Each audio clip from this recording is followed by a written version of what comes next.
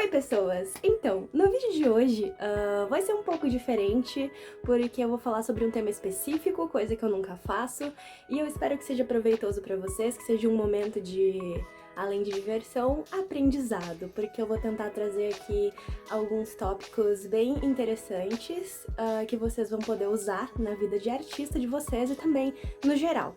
Cores. Então, como é um assunto extremamente amplo, eu decidi trazer o vídeo em tópicos, como eu já disse, né? Então eu vou falar sobre algumas coisinhas sobre cores, coisas que eu sei. E claro, para esse vídeo não ser só eu espalhando fake news sobre cores, teve uma pesquisa por trás. Então já deixa seu like e se inscreve nesse canal maravilhoso e comenta aqui embaixo um emoji da sua cor preferida. Porque deu um certo trabalho para fazer, então a única coisa que eu te peço é isso como forma de pagamento. Então, vamos lá! Então, para começar a falar sobre cores, a gente precisa entender o que elas são. Então, lá no final do século XVII, início do século XVIII, tinha um cara muito esquisito chamado Isaac Newton. E ele estava estudando a lei da gravitação universal, que eu sou de humanas, eu não vou explicar pra você o que é a lei da gravitação universal. Então, ele começou a se interessar também pelo estudo de cores. E como ele já não concordava, basicamente, com nada que os cientistas da época diziam, ele quis fazer sua própria teoria sobre as cores.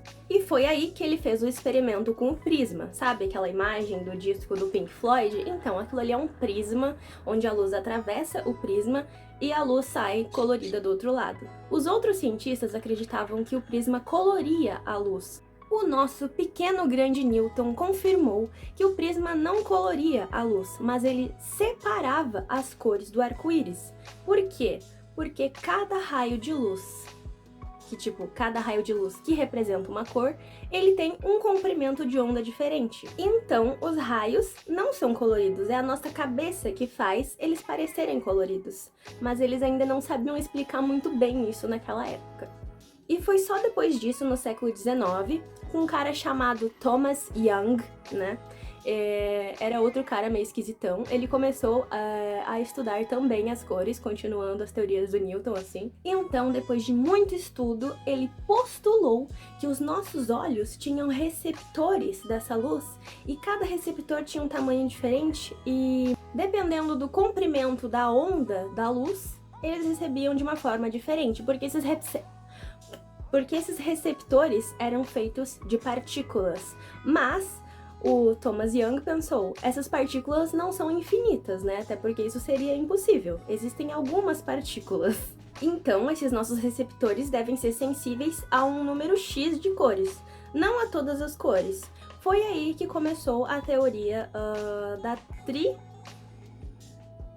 teoria tricromática, onde ele primeiramente reconheceu 3 cores como as nossas cores que os receptores conseguem enxergar, que ele postulou como vermelho, amarelo e azul. E depois ele mudou o amarelo por verde. Tiveram muitos outros cientistas envolvidos em todo esse processo de descobrimento de coisas sobre cores, mas para fazer você não dormir no meu vídeo e também para ser uma coisa mais resumida, indo direto ao ponto, eu citei só esses dois, mas saibam que tem muito mais por trás disso, porque não é só uma pessoa que chega lá e vai descobrir tudo, né? Não é assim que acontece. Essa combinação dessas 3 cores primárias, hoje em dia a gente já sabe que é chamada de mistura aditiva. Mas calma, que eu vou tentar te fazer entender toda essa complicação que é mistura aditiva, subtrativa e cor, não sei o que, não sei o que. Calma, eu vou tentar explicar. Existem 2 tipos de mistura de cores, a mistura aditiva e a subtrativa. A mistura aditiva se refere às cores luz, as cores da luz, sabe? Imagina uma LED. Então, aquilo ali a gente chama de RGB, Red, Green, Blue, que seriam as 3 cores primárias da teoria tricromática. Mas a gente sabe que no CMYK, que é ciano, magenta, yellow e black, essas não são as 3 cores primárias do CMYK. São diferentes, porque o CMYK se refere às cores pigmento, às cores tinta, às cores tinta, sabe? E essa mistura das cores tinta se chama mistura subtrativa. Por quê? Quando a gente mistura as cores pigmento, a gente meio que tá manipulando as luzes indiretamente. Quando a luz bate na superfície da tinta no papel, por exemplo, alguns raios são absorvidos pela tinta e outro é refletido. Esse que é refletido, que não é absorvido, é a cor do objeto em si, é a cor da tinta em si. Então, o que a gente chama de tinta vermelha é uma tinta que absorve a luz verde e a luz azul, enquanto uma tinta verde absorve a luz vermelha e a luz azul. Eu fico até meio confuso porque é um assunto que tem muito detalhezinho e é meio difícil de entender, mas eu vou botar uns esquemas aqui para vocês tentarem entender junto comigo. Então, recapitulando: mistura aditiva de cores, luz; mistura subtrativa, cores, pigmento. E também um outro detalhe que é o quê? O branco é a mistura de todas as cores luz. Ou seja, quando a gente põe uma LED, por exemplo, eu vou dar o exemplo da LED de novo, mas é porque assim, é importante. Quando a gente põe as cores verde, vermelho e azul, assim, no máximo, assim, ó, vai formar o branco. Sim, vai formar o branco. Tanto que quando a gente tem uma LED acesa na cor branca, dá pra ver as três coresinhas, o red, o green e o blue, bem assim, ó, e aí forma o branco.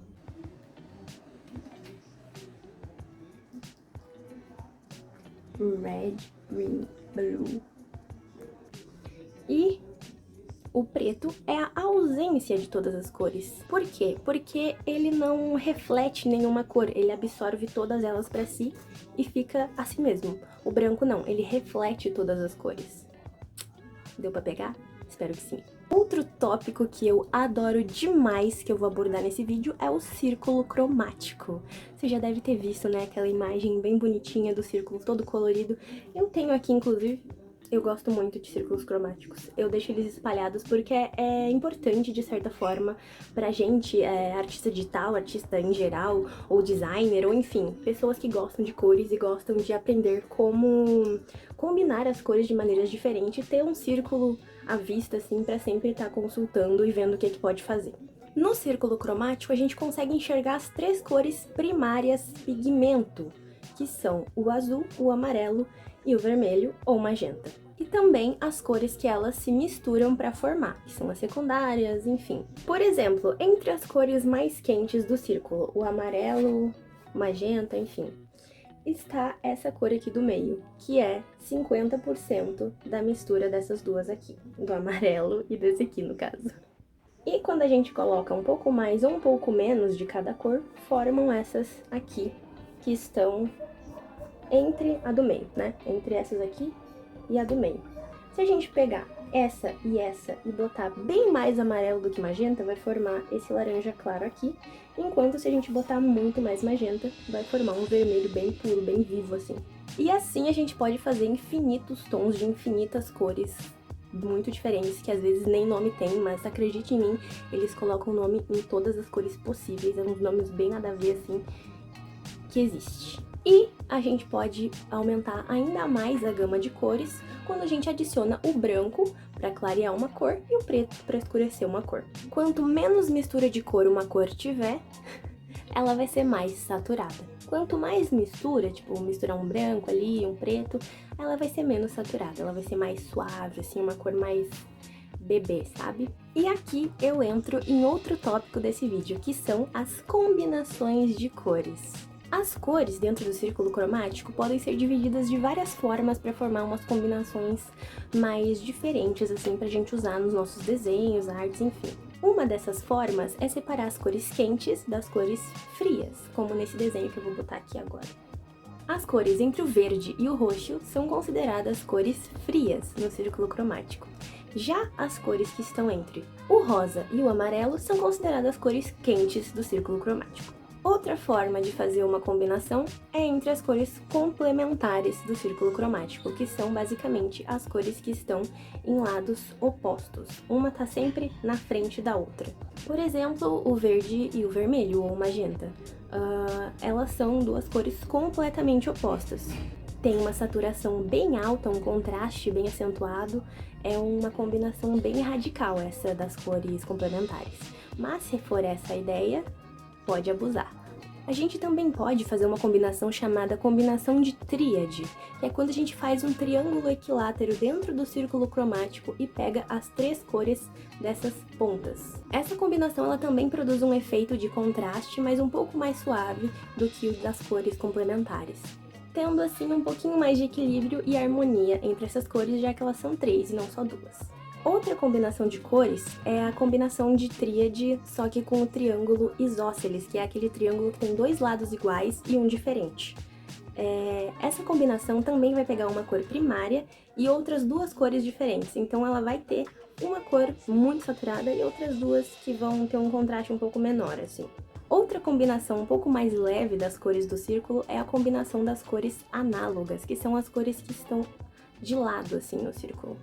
Dá pra fazer de 2 até 5 cores, ou quanto você quiser, né? Mas o recomendado é de 2 a 5 cores, que estão assim ao lado. Vai ter, tipo, uma passagem bem suave de cor, bem, tipo, agradável aos olhos. E a última combinação que eu vou citar aqui, mas existem outras, é a combinação em quadrado, onde a gente desenha um quadrado dentro do círculo. Assim a gente pega 4 cores equidistantes, ficando com contraste, mas ao mesmo tempo não, porque vai ser bem equilibrado. Outro tema muito interessante para se abordar sobre cores, mas esse sim é um tema extremamente amplo, que eu só vou dar uma palhinha bem pequenininha para vocês, é a psicologia das cores.